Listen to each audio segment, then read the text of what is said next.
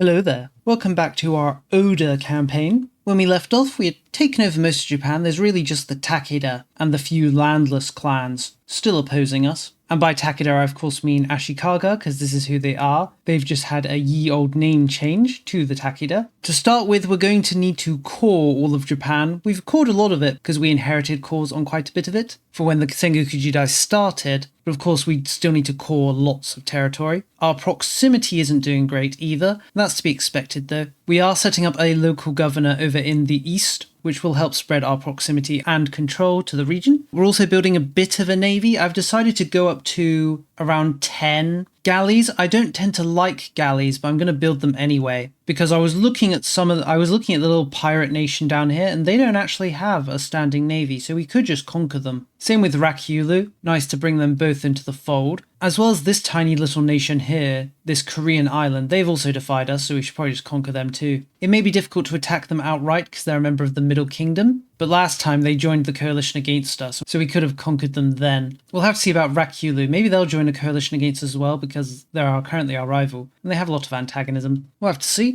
Outside of that, we're just going to be waiting for our truce with the Takeda to expire. And of course, by Takeda, I mean Ashikaga. I'll have to keep reminding myself of who they actually are. Currently, our biggest cost is actually colonizing, and I guess cost of court. Since we do want to colonize a bit, we're going to invest quite a bit of money into it, even if it does lead to a bit of a deficit. We've gotten our first few ships up. We'll just deploy them off the coast of Osaka to spread maritime presence. Unfortunately, galleys just aren't that good at spreading maritime presence. I would much prefer having light ships, but we'll make do with what we have for now. We've got our local governor up in the east of the country, so we can see proximity will start to spread around here. Not amazingly, but it's as good as we're going to get for the moment. Our successor has come of age. As you can see, he's very good stat-wise. I'm sure a hunting accident will claim him any moment now. One thing we could do if we really wanted to, we could kill our current ruler and just have his son immediately take over. It is a little tempting.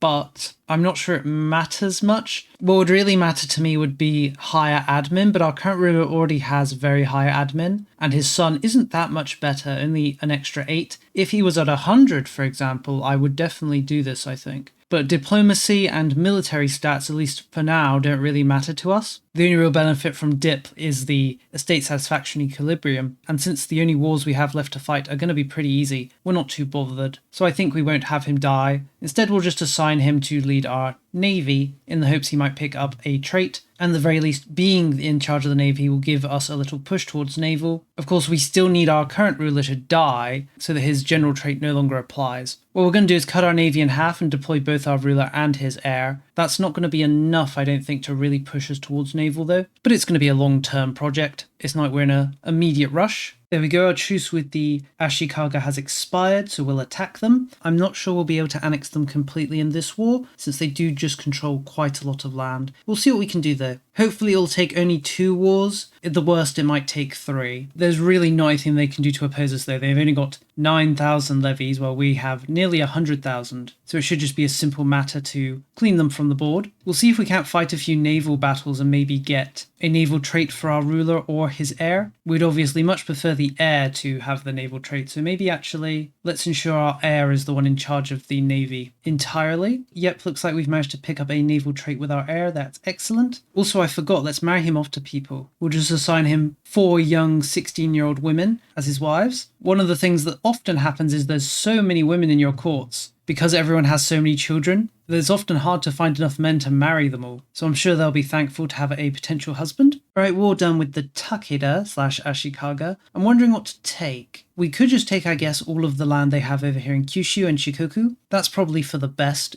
It will probably weaken them considerably. And this is, of course, land we want for ourselves. We'll leave them up in Hokkaido for the moment. We'll eventually get them, of course. Now, a few clans have rebelled. We can see here they've just rebelled and stolen territory from us. Luckily, it didn't remove our cause, so we can just retake it. It also gave us CBs on them, so we can, or did it? It told me I got a CB when the event fired, but it looks like the CB has disappeared almost immediately. Ah well, we'll think about killing them. Before we do anything else, let's see if there's any clans that we've now gained that are within our territory so we can just destroy them. Who is set as our rivals? That's important. Fortunately, one of the clans that's already rebelled.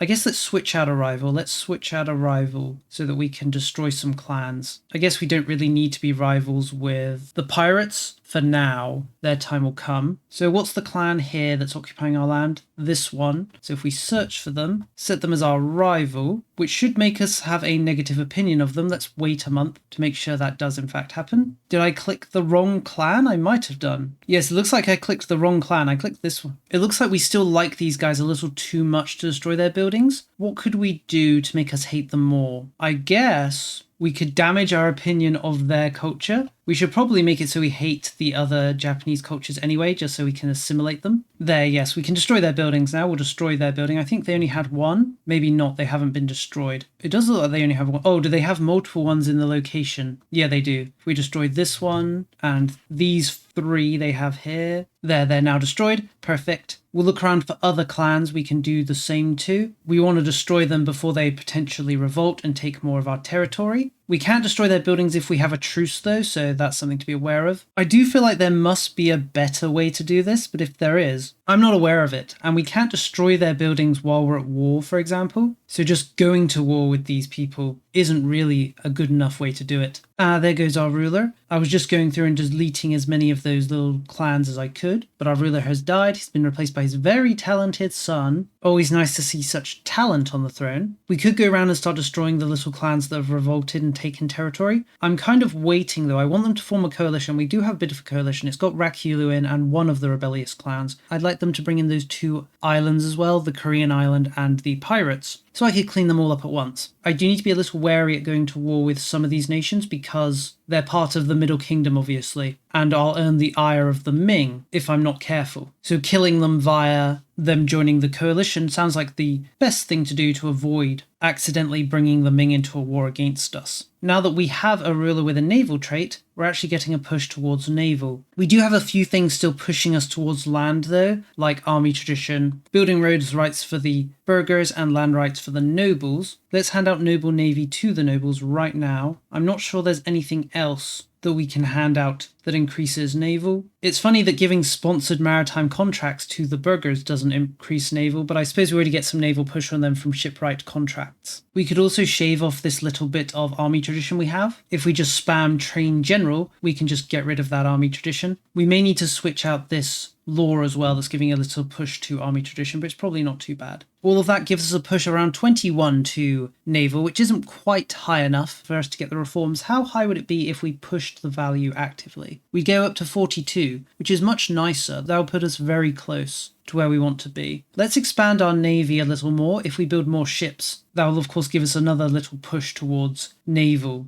Let's say another 20 galleys. We've actually reached an unenviable situation where we have nothing left to research. How awful. And then in the same moment, another clan revolts and takes our land. How doubly awful. Ah well, it was a problem that I was thinking might happen. I'm a little surprised that it has though. It's rare to reach a point where there's just nothing left to research. I suppose we're not too far off the next age, around 20 years, and then we'll gain access to some researchable options in the Age of Discovery, this tree specifically. We'll keep working on spreading our exploration. It's quite difficult though. As you can imagine, there's not really much we can explore, and we can't explore quite far from our existing area. Alright, I think we've destroyed every Japanese clan except for the ones that are our vassals, who we need to wait to release, and the ones that have currently revolted and taken land, and of course the Takeda. We can actually see the Takeda have been a bit of a victim, with the clans that have asserted themselves taking quite a bit of their land as well. Couldn't have happened to someone who deserves it more. With that said, I think it's time that we start eating them. There was a coalition against us. Who's in it currently? Not really anyone of note, just a few nations and Rakyulu. That's fine though, we'll use it as an opportunity to eat Rakyulu. We'll have to build spy networks on each of these individual clans, unfortunately, but we'll see about destroying them. If we're lucky, they'll form alliances and support one another, which will make it easier to kill them. Alright, let's see about cleaning up some of these minor clans. Since Rakyulu is also in this war with them, we'll see about destroying them as well. Since we have a large navy, we should just be able to navally invade them without much problem. There we go, we'll annex all of these guys plus Rakyulu. Always nice to bring them into the fold, although it would be nicer to be Rakyulu and destroy everyone, but that's a matter for another time. We're going to attack this little clan here. These guys are actually in a marriage union, I think, or maybe it's an actual union with the Ashikaga, so we'll use it as a chance to grab more land from them too. One thing of note is that we can't really get up to Ashikaga now though. We'll need to ferry our army across, which I probably should have thought thought about that before I exiled them. Not that it really matters, we have a large navy, we can easily transport people around. There we go, I'm a little surprised, but we can actually full annex everybody. That's great. I think that leaves only one clan with land left in the country, this little Sioux nation, who we already have a CB on. So attacking them is an immediate thing. How many clans left then? There's me, Yamato, Sioux, and this little nation who is my vassal. Can we release them yet? We could release them right now. We want to make sure that we have a negative opinion of them though, so let's release them. They're the Kagawa clan. Let's then immediately make them a rival. I think our opinion of them might be still too positive for us to demolish buildings, yeah. So we'll need to insult them. We'll wait for our diplomat to return, and then we'll do just that. They might declare their independence. Let's see if they do that before we're able to destroy them. Doesn't look like it. Now let's just demolish all their buildings. It can be quite arduous if they have lots of buildings spread over a vast area, which they do tend to do. Yeah, we can see these guys are literally everywhere, right? So I'll painstakingly go around and destroy them. I feel like there must be a better way. There must be a better way to destroy all these buildings. If there is a better way, do let me know. Could be I'm just missing something here, which is, you know, entirely possible, if not incredibly likely. But I'm sure I can expend a little energy, only a little, to demolish these many buildings. And there we go, that guy's gone. Now we just need to clean up Sioux, and then I guess we can destroy Yamato as well. It kind of doesn't feel right to destroy the Japanese emperor, but, you know, he is defying us. I suppose we like him a little too much right now to think about destroying him, but destroying him will be an option, probably, in the future. I don't think we need to destroy them, though, to win the Sengoku Jidai. I think they're the clan that is exempt from being destroyed to achieve the victory. There, the Sengoku Jidai ends. The conflicts of the Sengoku Jidai are a thing of the past. After many years of constant war, the islands of Japan are once again unified under the authority of a central shogun. The petty struggles of the different clans will never again diminish the rule of the central government. That's us. So we have an option here to actually, I think, destroy Yamato. I'm not sure I want to, though.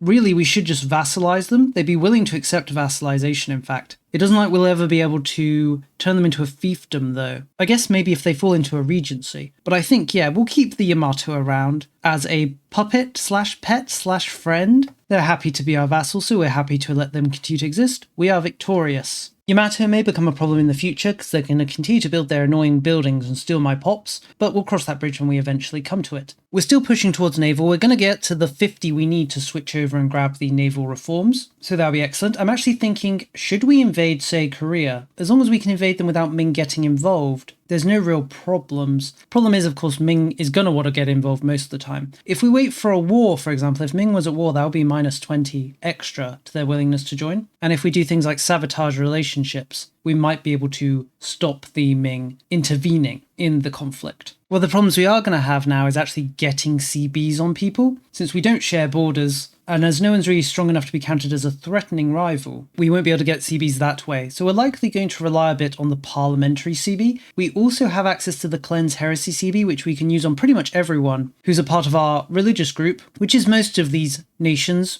Here we can see the whole Buddhist group. We got a lot of people in, so we'll be able to declare war using that CB. The problem is the Cleanse Heresy CB kind of sucks. Increases the cost of taking that by 75%, which is definitely not what we want. But there's no real other option outside of using the old parliamentary CB. Another problem is we actually need to get a border to use the Cleanse Heresy CB, making it even more annoying. But either way, we'll just kind of relax now, or at least we don't really have anyone to attack for a little while. I don't really like to use galleys as our maritime pushers, but since it's going to be a while before we do gain access to light ships, I guess we'll use them. We'll start splitting these guys up into smaller navies and we'll spread them round to increase maritime presence in the region. How many seas are actually in Japan? Let me just check. Looks like we've got one, or no, this is the worst map mode. Let me go to a better map mode. I want the provincial map mode. So yes, 1, 2, 3, 4, 5, 6, 7, 8, 9, 10, 11, 12, I think, maybe 13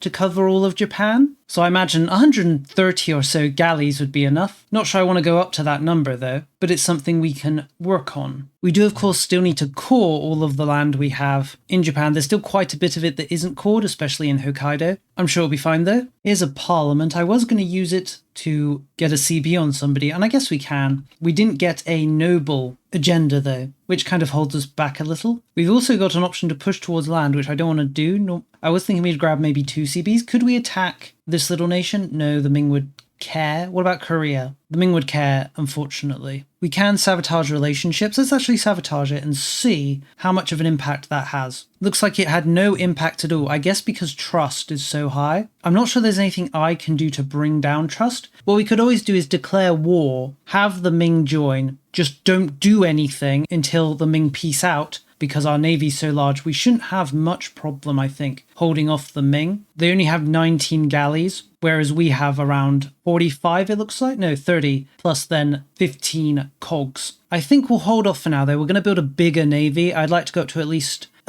50 galleys before we think about doing anything like that. Instead, let's get a CB on the little pirate nation here that continuously annoys us with its many raids on our territory, and we'll just wipe them out right now, I think. I can't think of a reason why we would delay killing them, especially since they give us negative events. Better to just be done with them once and for all. We are going to have to land directly on top of them, unfortunately. They do have around 7,000 men. Hopefully that's not enough to stop us. I guess we could just force them to abandon piracy, but I'd like to conquer them outright. We'll see how our 14,000 do. Looks like they lost, actually. Looks like they've hired a bunch of mercenaries. We did kill all of them, though, 3,000. We could just continuously do this, just land on them and kill as many as we can until we eventually wipe them out. Unlike us, they don't have hundreds of thousands of people they can just essentially spawn from our glorious Japanese population. So we will just wear them down. In fact, there's only 1,000 of them left. We can probably beat them now. Yep, there we go. Now we just need to siege down their pirate stronghold, and they'll be fully defeated. There we go, finally siege down the pirate stronghold. It was quite difficult because of all the modifiers they had, increasing the fort defense, but it's done. The pirates are defeated for the foreseeable future. I don't think any more are set to spawn, so forever, really. We've gotten our naval score high enough, so we're going to switch out to Harbour Administration. That does give us a naval governor, not that we can really use it, as all of Japan is currently, connected to us via land, but when we eventually start expanding into Asia, we'll be able to throw down that naval governor there. Harbour capacity is online. If we go to the proximity map mode, we can see the effects. The cost of connecting through ports is decreased by an extra 20%, which is nice. We really want to get our naval as high as possible because at max level, naval reduces 1 of the cost of maritime presence, meaning we can bring down the cost of control passing through each of our sea tiles to just 4, and in the future we'll be able to reduce it even lower, which really helps getting the control around. Now we have our next parliament, so I think it's time that we take action against Korea. They've always opposed us. Of course, we're going to bring in Ming. That's not really avoidable, but as discussed before, I think we can handle them. Korea's got 22 galleys. Ming has 19. We have 50, or not quite 50. I think we're still building a few, but we're going to have 50. They might be a bit too tough for us. We'll see. I'm interested to see. At the very least, our strategy is going to be avoiding actually landing in Korea for the moment. Let's fabricate a CB. Where should we pick? I guess we'll pick the land that's very close to us.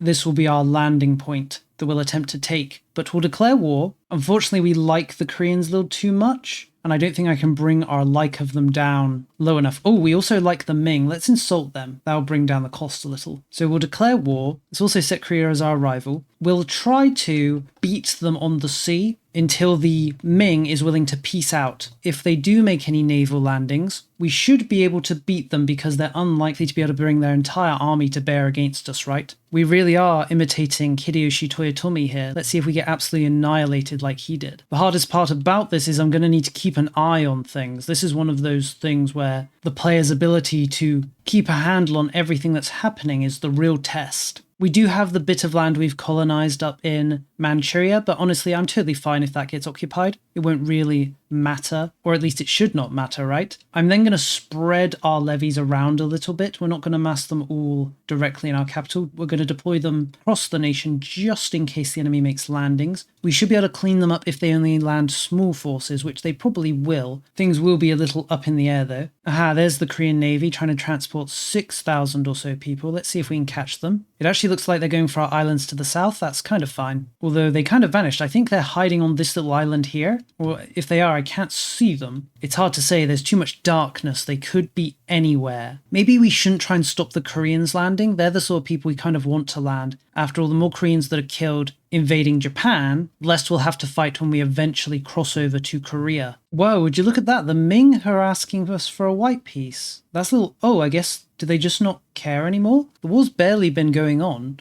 It's been about, what, 2 years? Nothing's really happened. The majority of the deaths are all due to attrition, but the Ming don't want to continue fighting. They still have quite high war enthusiasm, I'm just not sure why. I guess they just don't really care to continue the war. I guess I'll accept. There's no reason for me not to. It does feel strange though. I was kind of looking forward to a big climactic Ming war. But oh well, it's kind of just outside my control, right? Now let's think about Korea. As discussed, we kind of wanted to kill a lot of them before we had to invade them. We do outnumber them heavily though. They do have some regulars. I haven't bothered making any regulars yet. We could probably make some right now if we really needed to. Our army tradition obviously isn't as high as it could be as well because we were pushing towards naval. Let's gather our army at the very least and we'll see how many people we could potentially ferry over. And then we'll have to make a decision on where we want to land and with how many. Right, we're all gathered. How many people could we fit on our ships? 17,000. That's not a lot. The Koreans have 65,000 plus an extra 4,500 regulars. Their vassal Shenyang is also bringing 23,000 in. Let's first of all think about where we're going to land. I think this city is a good location. There's no fort, so we could just occupy it. It is surrounded by forts though, but it feels like a good landing zone. The alternative would be over in this location or this province. Problem is it's quite far from our land, so it would take time to transport.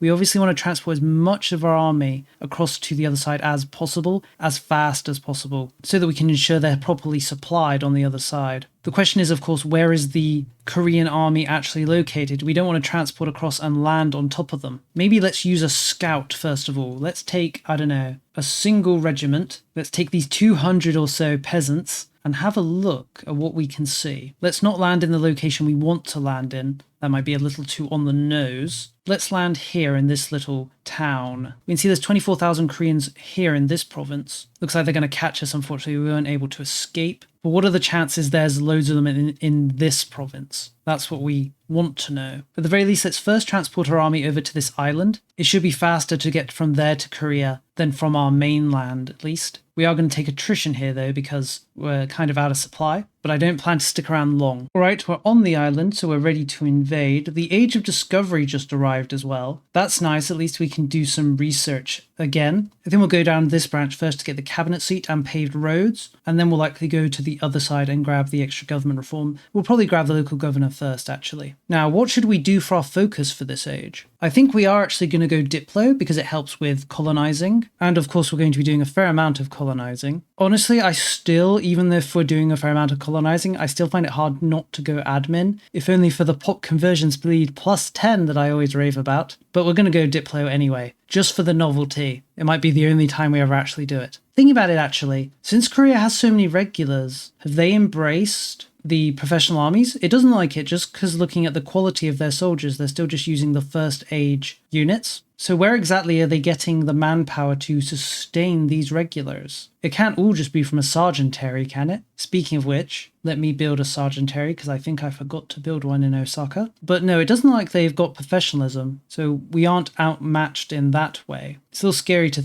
think about though. It's also scary to think about landing in their land. I'm not really looking forward to it. Things might go very poorly, but sometimes you got to risk it all. We're going to land in this location here next to the city just in case they have an army deployed there to defend it. It looks like we're safe for now. Let's move into the city. Doesn't look like they had an army there to defend it. It actually looks like their navy's here. We should be able to catch them with ours once they pop out. Yep, and we beat them. We actually destroyed a lot of their ships and gained a bunch as well, including some galleys. That's nice. Let's see about transporting the rest of our army over as fast as possible. We don't want to be caught out of position here. The real problem is going to be food. It's going to be hard to get food supplies here, and starvation is gonna become a problem. I think we're immediately gonna work on sieging down this fort here. We're kind of surrounded by forts. We're gonna go for this one here just because it's by the coast, so our navy could support us in trying to take it. Ooh, looks like they're attacking. Looks like I should have probably kept my army closer together instead of splitting us up as much. Are we going to win this fight? Morale-wise, we're better than them. it looks like we have slightly more military tactics and we have an extra +10 to our discipline. There's a good chance we'll win depending on if there's any regulars in this army. It doesn't really look like it though. There are some auxiliaries. Oh, there are some heavy infantry as well. But I feel like we're going to win either way. We do have reinforcements on the way as well though. We'll have to hope they can reach us in time. It looks like they have their own reinforcements coming in, but I do think we're winning. Comfortably, would I say? Maybe. They're definitely taking more casualties than us. A lot more even. Maybe everything's just going to go perfectly. Looks like we're going to break their center. Yeah, we should just clear them out now. Reinforcements arrive via sea as well, so I don't see how they could defeat us, and all the other land reinforcements got here as well. Let's bring over the last of our troops from the island. We threw them away. How many of them was that kill? 25,000. So they have 40,000 left, plus the 20,000 from Shenyang. It's hard to know whether Shenyang will really help out though. They could just show up suddenly with their army and cause trouble. Let's position our navy to help with the siege of the fort here. Then I think we're going to split our navy up. Let's detach enough just to do the blockade. And then we'll use the rest, I think, to bring food over from the mainland. You know what would be cool? If I could set up like a food network, can we? Where I have multiple ships all transporting food in like a line? I don't think so. It'd be really cool though. If, say, we had our fleet here with food and they could transport food to the fleet next door, who would then transport it to the soldiers on the land. Unfortunately, they don't do that, I don't think, so we have to manually move our navies back and forth to transport food. At the very least, we've occupied the war goal now. Could we? We could just make peace right now and get our goal. In fact, we could make peace and get both of these. Maybe we should. Maybe we should just peace out now while the going's good, take some land. It's not like we could take much more, even if we did fight. I guess if we occupied this land, the price of the province would go down, so we could occupy a fair bit more. That's something to take into effect. We are paying a lot extra because we haven't occupied the fort. I think we're going to make peace now, though. We're in a good position. Instead of risking everything, let's just make peace and take what we've got. There we go. Perfect. I wasn't feeling confident about supplying our troops anyway. So now we have all of this land in Korea. I think the best thing to do is to release some fiefdoms here. There's no historical subjects we can release in Korea anyway outside of Korea itself, and I think this northern nation that exists at the start of the game will release some custom fiefdoms to manage the territory for us. They can also work to convert the land to Shintoism. We could also force them to convert to a Japanese culture so they could spread Japanese around too. We'll set them to scutage, so in any future wars they of course won't get pulled in. We don't really want them to do any fighting. We want them there mainly to secure the territory on our behalf. But there we go. That war was a little easier than I thought it was. It really could have gone pear-shaped, I think, if we'd poorly managed the fights. We're really lucky the Koreans just threw themselves onto us in that battle. If they'd caught us out of position better, I really think we would have suffered. But luckily they didn't, so we didn't. I'm just going to split my navy up again. This is one of the reasons why I tend to just make navies and then have them sit in the location forever and never move them. Because otherwise, if I actually use the navies for war, I have to continuously divide them up after every conflict and put them back into their previous locations, which, as you can imagine, can get quite tiresome. Thinking about it, maybe we should have just released one fiefdom and then fed most of Korea to them, but that would have ended up in a situation where it would be very hard to call them. So it was probably best not to do that. Since Korea had so many regulars, maybe we should make some of our own. It'd probably be helpful for the next war round. I think we'll leave it for now, though. It's going to be a while before our next war with Korea. How long? Did they just integrate Shenyang as well? It looks like they did. But yes, our next truce will be in 10 years. The truce will expire, so we can think about attacking them again. Let's continue colonizing. Unfortunately, we can't really set up colonies. The way colonies work is they have to be within, I think, 2 subcontinents of you. So we're in East Asia here, so we can't release colonies in North Asia, Southeast Asia, or South Asia. I don't think we can release them in the Pacific either because it's too close to us.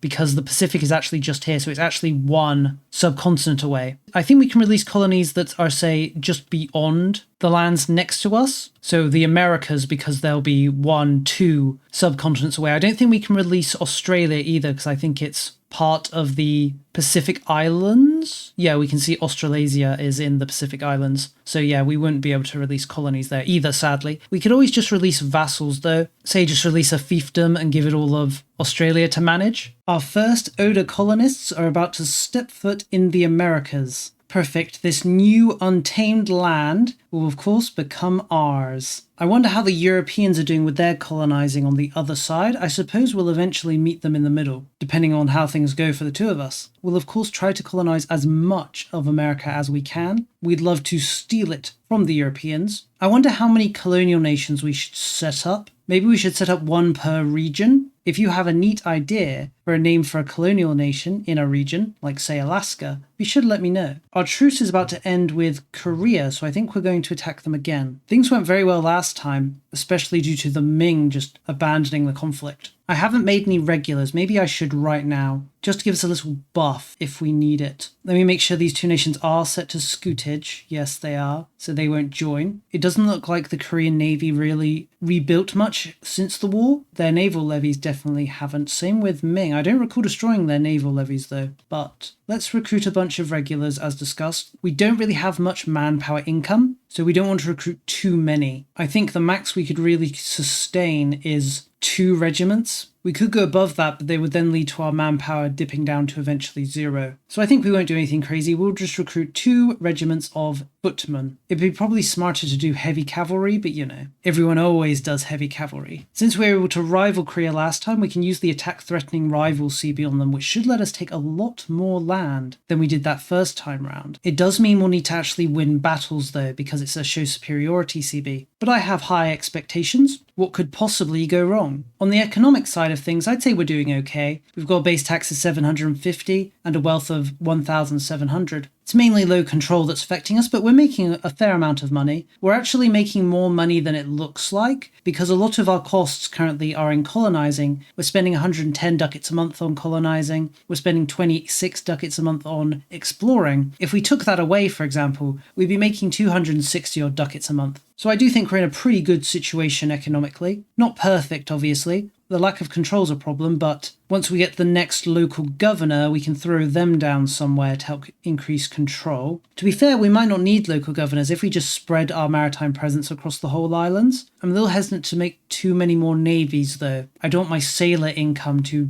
go into the negatives. One of the problems is, as it was before, that we lack tech. Until we gain access to banking, we won't be able to research docks and things that give sailors as well as the better boats. Let's actually take a look. Where are the institutions right now? It does like India is starting to get a bit of the institutions. We can see banking and professional armies by the looks of things. For some reason, the Renaissance has showed up around the cities, but not inside of them. Oh well. What I did want to do at the start of the game, I was planning to build trade offices around the coast and eventually make my way to Europe. Unfortunately, Ming kind of sabotaged me by blocking access to their nation. We're not allowed to build buildings inside of Ming because they've gone isolationist. So I can't build trade offices even if I wanted to, which threw a spanner in the works of things. I'm kind of trying to get around via the Philippines. We're going to get to Brunei in a minute because Brunei is close to having a good opinion of us. Once that's done, we should be able to jump from Brunei over to the tip of Indochina and then should be able to get around to India. Once we're over there, we should just be able to ask an Indian nation to give us fleet access, and then we can have the institutions start spawning in our country from that. We'd of course like to go all the way to Europe so we can get the institutions directly. We'll have to see if that's possible though. Speaking of possible, we're going to build our trade office in Brunei now. Hopefully it does give us the range to get over to Indochina. We might need to keep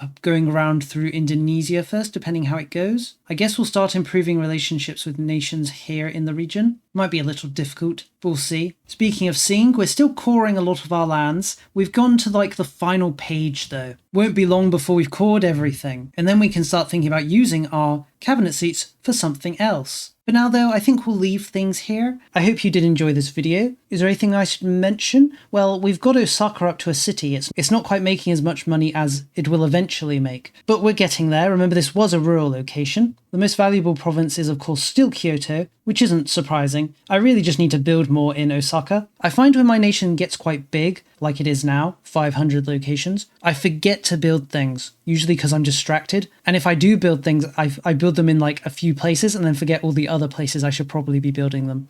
Let's go to the AI. Let's tell them they can build buildings. Let's say the amount of gold I don't want them to spend more than is 10,000 ducats. So if we go over 10,000 ducats, they're free to spend money. If not, they won't. I'm not over 10,000 ducats right now, so they won't spend anything just yet. But when we do eventually go over that 10,000, they're free to spend things. It's probably for the best. I'm only one man after all. I can only build so much and conquer so much and do so much. But either way, as I said, I'll thank you for watching and I'll see you next time.